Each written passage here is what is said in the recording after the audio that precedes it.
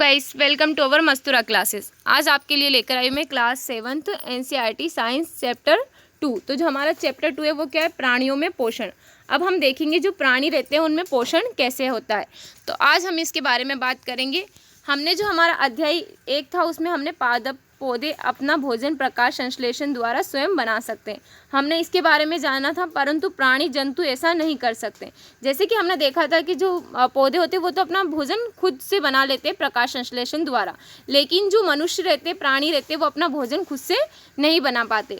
प्राणी अपना भोजन प्रत्यक्ष अथवा परोक्ष रूप से पौधों से प्राप्त करते हैं। कुछ प्राणी सीधे ही पौधों का भक्षण करते हैं, जबकि कई अन्य उन जंतुओं को अपना आहार बनाते हैं जो पौधे खाते हैं। कुछ जंतु पौधों एवं जंतु दोनों को खाते हैं। याद रखिए कि जंतु मानव सहित सभी जीव को वृद्धि करने के लिए शरीर की स्वस्थ एवं गतिशील बनाए रखने के लिए खाद्य पदार्थों की आवश्यकता होती है।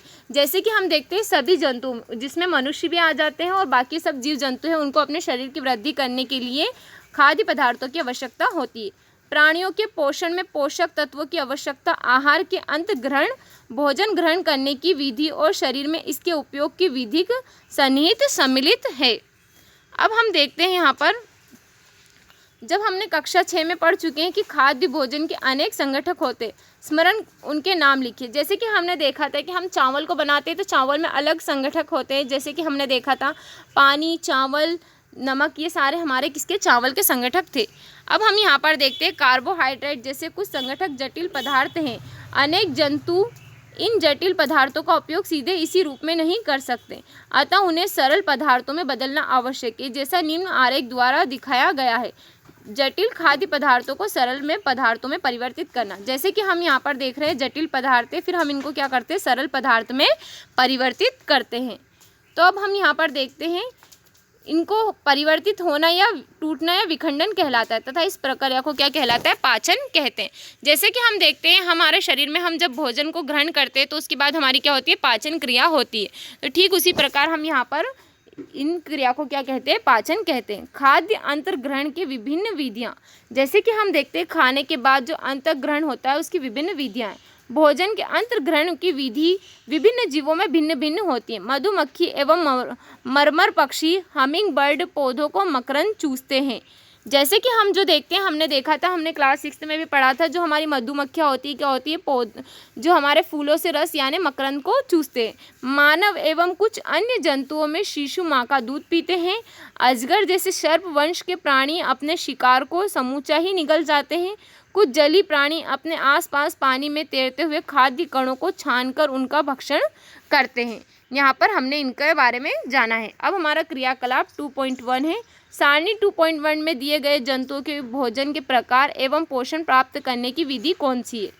अब हम यहाँ पर देखते हैं कि उनके पोषण प्राप्त करने की कौन सी विधियाँ हैं। तो सबसे पहले हमें कुछ जंतुओं के नाम दे रखे, उनका आहार का प्रकार है और उनकी विधि। तो इसका आंसर आप मुझे कमेंट बॉक्स में कमेंट करना। जैसे कि घोंघा, चींटी, चील, मरमर पक्षी, जूं, मच्छर, तितली, मक्खी, ये सभी अपना आहार किस प्रकार ग्रहण करते हैं और इनकी विधियाँ क्या होती है। इसका आंसर आप मुझे कमेंट बॉक्स में कमेंट करना।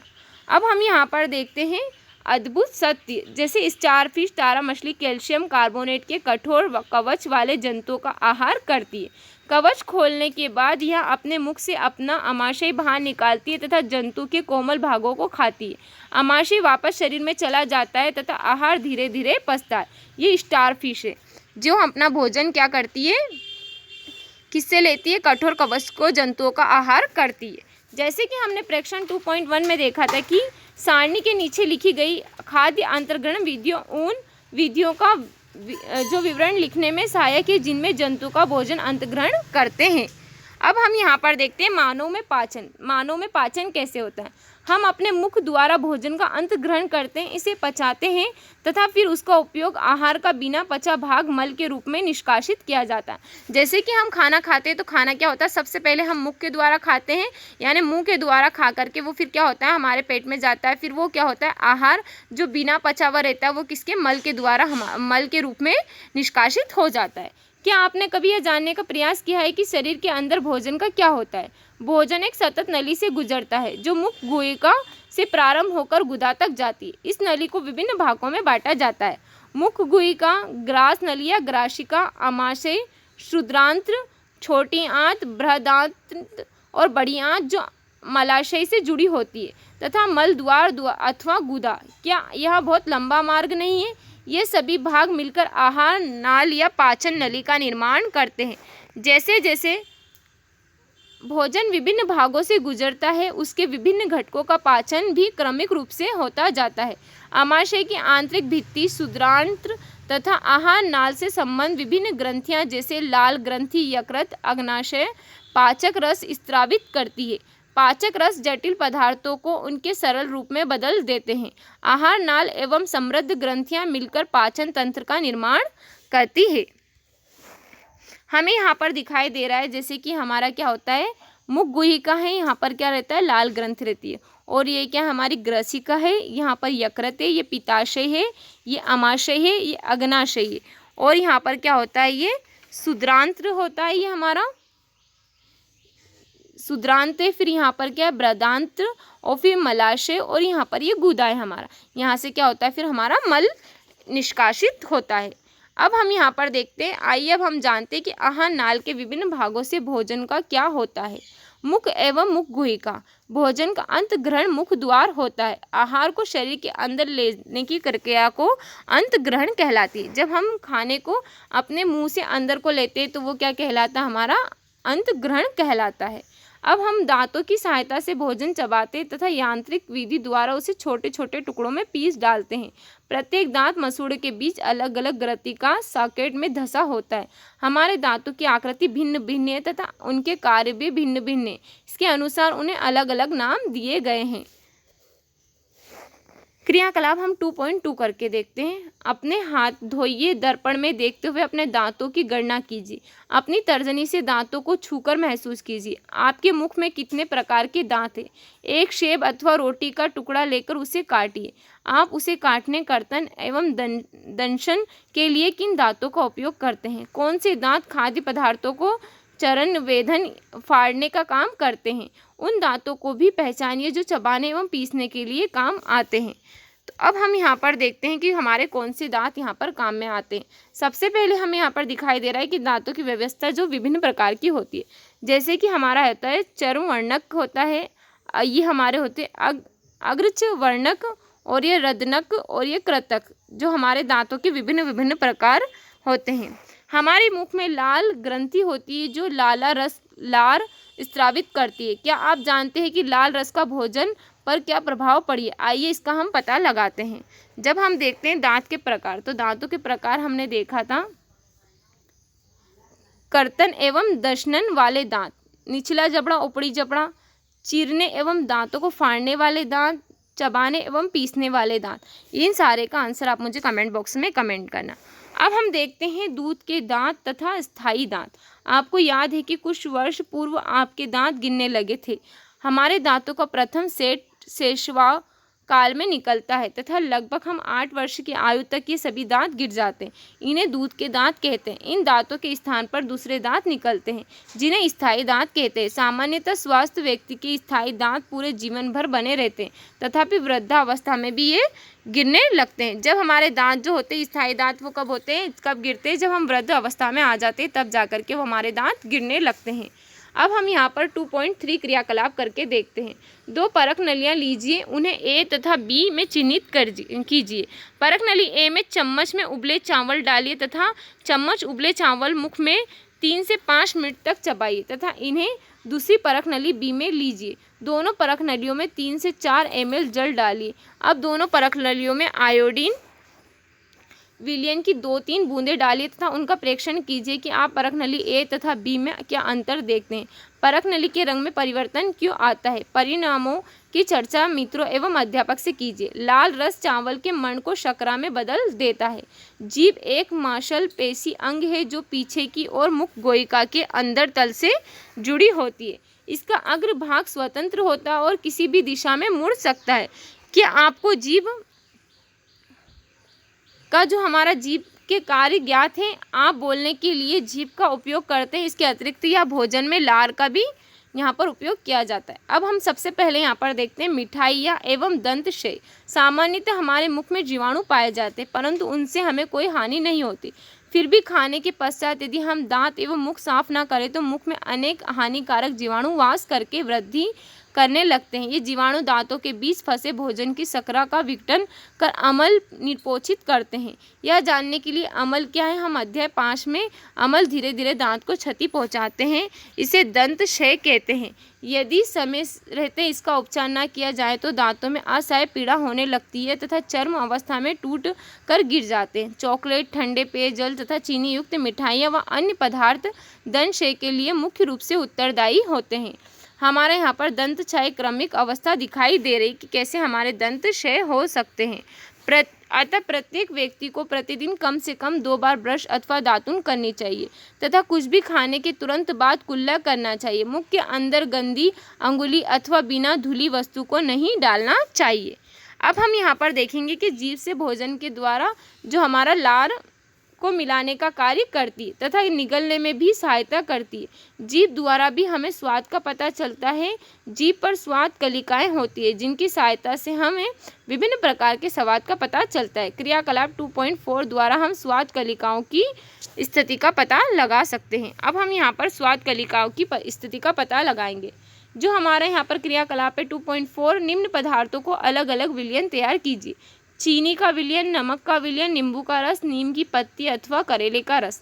अपने किसी मित्र की आंखों पर पट्टी बांधकर उससे अपनी जीभ बाहर निकालने को सीधी रखने को कहिए। चित्र 2.6 में देखिए गए जीभ के विभिन्न क्षेत्रों के ऊपर उपरोक्त में से किसी एक विलयन के नमूनों की कुछ बूंदें रखिए। विलयन रखने के लिए दांत कुरेदने की सीख का उपयोग करें। इस प्रक्रिया को अन्य विलयनों के साथ दोहराइए। प्रत्येक विलयन के लिए पृथक पृथक सीख का उपयोग कीजिए। अपने मित्र से पूछिए कि जीभ के किस क्षेत्र उसे मीठा, नमकीन, खट्टे एवं कड़वे का स्वाद होता है। अपने प्रेक्षण रिकॉर्ड करें तथा यहाँ पर दिखाए गए प्रत्येक क्षेत्र पर उस स्वाद का नाम लिखिए जिसका संवेदन अनुभव उसके द्वारा होता है। उन सहपाठियों के साथ यह क्रियाकलाप दोहराइए। अब हम यहाँ पर देखते हैं, हमको यहाँ पर क्या दिखाई दे रहा है, भोजन नली और ग्रसिका। निगला हुआ ग्रास नली अथवा ग्रासिका में जाता है, जो हमें 2.2 में दिखाई दे रहा है। ग्रासिका गले एवं वक्ष से होती है। हमें यहाँ पर क्या दिखाई दे रहा है कि हमारी ग्रसिका की भित्ति के संकुचन से भोजन नीचे की ओर सरकता जाता है। वास्तव में संपूर्ण आहार नाल संकुचित होती रहती है तथा यह गति भोजन को नीचे की ओर धकेलते रहती है। जो हमारी ये क्या करती है, जब हम भोजन को खाते हैं तो जब वो हमारे क्या होता है, ये भोजन को नीचे की ओर धकेलती है। कभी कभी हमारा आमाशय खाए हुए भोजन को स्वीकार नहीं करता, फलस्वरूप वमन द्वारा उसे बाहर निकाल दिया जाता है। ऐसी घटना याद कीजिए जब भोजन के बाद आपने वमन किया हो। इसके कारण विषय में सोचिए। आपने अभिभावक एवं अध्यापक से इसके विषय में चर्चा कीजिए। जैसे कि हम यहाँ पर देख रहे हैं, हमारा भोजन है, यहाँ पर ये ग्रसिका और ये आमाशय है। तो कभी कभी ऐसा होता है कि आमाशय क्या करता है, हमारे भोजन को वो अपने अंदर नहीं लेता और वो उसे क्या करता है, बाहर निकाल देता है। ये क्या है, ग्रसिका में भोजन की गति को बता रहा है। अब हम आमाशय के बारे में जानेंगे। आमाशय मोटी भित्ति वाली एक थैलीनुमा संरचना है। यह चपटा एवं यू आकृति का होता है तथा आहार नाल का सबसे चौड़ा भाग है। यह एक और ग्रसिका ग्रास नाल से खाद्य पदार्थ प्राप्त करता है तथा दूसरी ओर क्षुद्रांत्र में खोलता है। आमाशय का आंतरिक स्तर सतह संश्लेषण और हाइड्रोक्लोरिक अम्ल तथा पाचक रस स्रावित करता है। श्लेष्मल आमाशय के आंतरिक स्तर को सुरक्षित प्रदान करता है। अम्ल अनेक एवं जीवाणुओं को नष्ट करता है जो भोजन के साथ वहां तक पहुंच जाते हैं। साथ ही साथ माध्यम को अम्लीय बनाता है जिससे पाचक रसों को क्रिया करने में सहायता मिलती है। पाचक रस या जठर रस प्रोटीन को सरल पदार्थों में विघटित कर देता है। अब हमने यहाँ पर आमाशय के बारे में जाना है। कभी कभी आप जल्दी जल्दी खाते हैं अथवा खाते समय बात करते हैं। आपको खांसी उठती या हिचकी आती है अथवा घुटने का अनुभव होता है। यह खाद्य कणों के श्वास नली में प्रवेश करने के कारण होता है। श्वास नली नसिका से आने वाली वायु को फेफड़ों तक ले जाती है। यह ग्रसिका के साथ साथ चलती है, परंतु ग्रसनी में वायु एवं भोजन मार्ग एक ही होते हैं। फिर भोजन को श्वास नली में प्रवेश करने से किस प्रकार रोका जाता है। भोजन निगलने के समय एक मार्शल रचना वाल्व का कार्य करती है जो श्वास नली को ढक लेती है तथा भोजन को ग्रस नली में भेज देता है। संयोगवश यदि भोजन के कण श्वास नली में प्रवेश कर जाते हैं तो हमें घुटन का अनुभव होता है तथा हिचकी आती है तथा खांसी उठती है। क्षुद्रांत। अब हमारा क्षुद्रांत क्या होता है? क्षुद्रांत लगभग 7.5 मीटर लंबी अत्यधिक कुंडलित नली है। यह यकृत एवं अग्नाशय से स्राव प्राप्त करती है। इसके अतिरिक्त इसकी भित्ति से भी कुछ रस स्रावित होता है। अब हम यहाँ पर देखते हैं यकृत घेरे लाल भूरे रंग की ग्रंथि है जो उदर के ऊपरी भाग को दाहिनी दक्षिण ओर अवस्थित होती है। यह शरीर की सबसे लंबी बड़ी ग्रंथि है। यह पीत रस स्रावित करती है जो एक थैली में संग्रहित होता रहता है। इसे पित्ताशय कहते हैं। पीत रस वसा के पाचन में महत्वपूर्ण भूमिका निभाता है। अग्नाशय हल्के पीले रंग की बड़ी ग्रंथि है जो आमाशय के ठीक नीचे स्थित होती है। अग्नाशयिक रस कार्बोहाइड्रेट्स एवं प्रोटीन पर क्रिया करता है तथा इनको उनके सरल रूप में परिवर्तित कर देता है। आंशिक रूप से पचा भोजन अब क्षुद्रांत्र के निचले भाग में पहुंचता है जहां आंत्र रस पाचन क्रिया को पूर्ण कर देता है। कार्बोहाइड्रेट सरल शर्करा जैसे कि ग्लूकोज में परिवर्तित हो जाते हैं। वसा अम्ल एक ग्लिसरोल में तथा प्रोटीन एमिनो अम्ल में परिवर्तित हो जाती है। अब हम यहाँ पर देखते हैं एक विलक्षण दुर्घटना द्वारा आमाशय की कार्य प्रणाली की खोज। सन 1822 में एलिकिक्स सेंट मार्टिन नामक व्यक्ति गोली लगाने के कारण बुरी तरह से घायल हुआ। गोली से वक्ष क्षतिग्रस्त हो गया। आमाशय में एक छिद्र हो गया। उसे विलियम ब्यूमॉन्ट नामक अमेरिकी सैनिक चिकित्सक के पास ले जाया गया।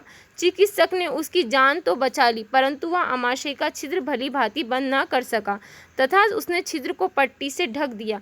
ब्यूमॉन्ट को छिद्र में से आमाशय के अंदर झांकने का दुर्लभ अवसर प्राप्त हुआ।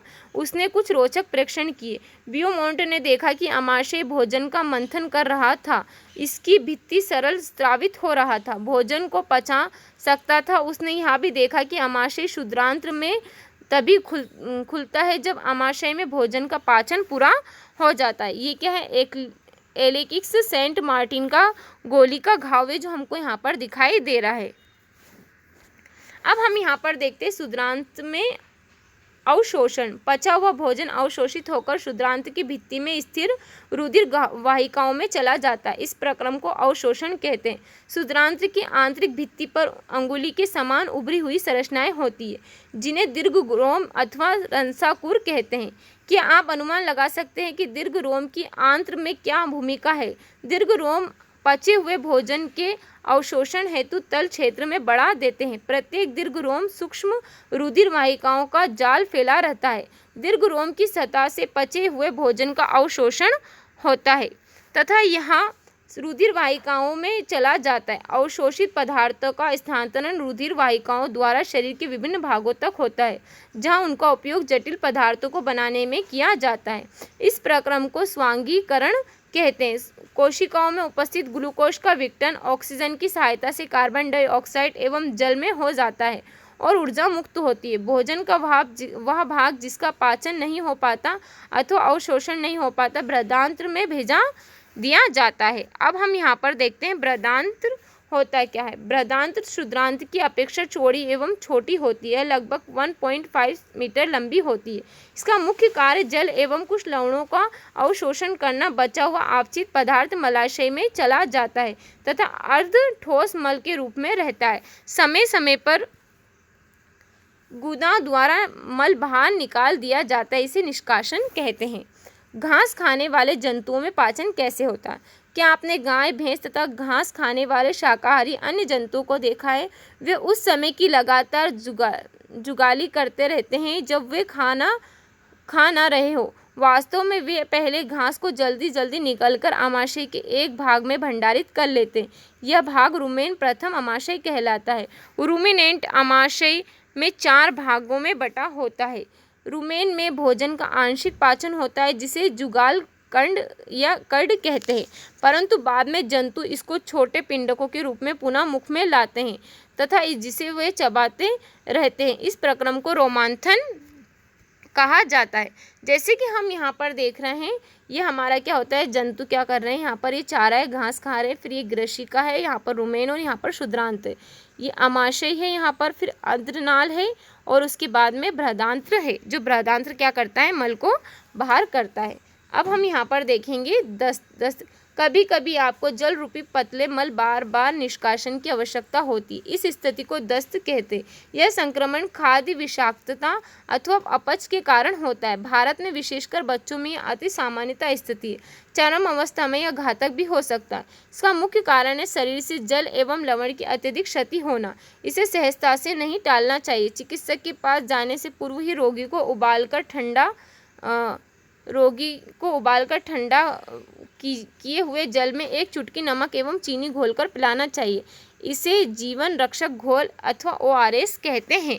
जैसे कि हमने देखा है कि अगर हमें दस्त या कभी लूज मोशन की अगर ऐसी हो जाता है तो हमको क्या करना चाहिए, थोड़ा सा पानी को उबालकर उसको ठंडा करके उसमें एक चुटकी नमक और शक्कर घोलकर पीना चाहिए। ठीक है। जुगाली करना कहते तथा ऐसे जंतु रूमिनेंट अथवा रोमनथी कहलाते हैं। घास में सेलुलोज की प्रचुरता होती है जो एक प्रकार का कार्बोहाइड्रेट है। बहुत से जंतु एवं मानव रहते हैं क्या करते हैं, सेलुलोज का पाचन नहीं कर पाते हैं। तो अब हम यहाँ पर देखते हैं रोमिनेंटस में क्षुद्रांत एवं बृहदांत्र के बीच एक थैलीनुमा बड़ी संरचना होती है जिसे अंधनाल कहते हैं। भोजन के सेलुलोज का पाचन यहाँ पर कुछ जीवाणुओं द्वारा किया जाता है जो मनुष्य के आहार नाल में अनुपस्थित होते हैं। अब तक आपने उन जंतुओं के विषय में पढ़ा जिनमें पाचन तंत्र पाया जाता है, परंतु ऐसे बहुत से सूक्ष्म प्राणी हैं जिनमें ना तो मुख होता है और ना ही पाचन तंत्र। फिर वे किस प्रकार भोजन का अंत ग्रहण करते हैं तथा उसका पाचन करते हैं। भोजन ग्रहण करने की एक अन्य रोचक विधि का अध्ययन करेंगे। अब हम यहाँ पर एक अन्य विधि का अध्ययन करेंगे जिसे क्या कहा जाता है, अमीबा में संभरण एवं पाचन। अमीबा जलाशयों में पाए जाने वाला एक कोशिक जीव है। अमीबा की कोशिका में एक कोशिका झिल्ली होती है, एक गोल सघन केंद्रक एवं कोशिका द्रव्य बुलबुले के समान अनेक धानियाँ होती है। अमीबा निरंतर अपनी आकृति एवं स्थिति बदलता रहता है। यह एक अथवा अधिक अंगुली के समान प्रवर्धक निकालता रहता है जिन्हें पादाभ अथवा कृत्रिम पाँव कहते हैं, जो इन्हें गति देने एवं भोजन पकड़ने में सहायता करते हैं।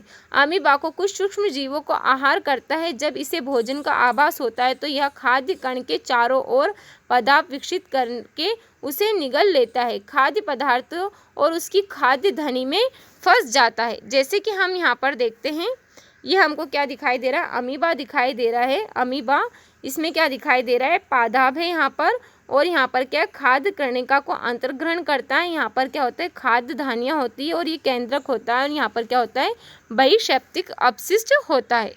अब खाद्य धानी में ही पाचक रस स्रावित होते हैं। ये खाद्य पदार्थ पर क्रिया करके उन्हें सरल पदार्थों में बदल देते हैं। पचा हुआ खाद्य धीरे धीरे अवशोषित हो जाता है। अवशोषित पदार्थ अमीबा की वृद्धि, रख रखाव एवं गुणन के लिए उपयोगी किए जाते। बिना पचा अपशिष्ट सावधानी द्वारा बाहर निकाल दिया जाता है। भोजन के पश्चात यह आधारभूत प्रक्रम सभी प्राणियों में समान है, जिसमें खाद्य पदार्थ सरल पदार्थों में परिवर्तित किए जाते एवं ऊर्जा मुक्त होती है। अगले अध्याय में आप आंत्र द्वारा अवशोषित खाद्य पदार्थों का शरीर के अन्य भागों में स्थानांतरण के विषय में हम पढ़ेंगे कि कैसे वो स्थानांतरण होता है अन्य भागों में।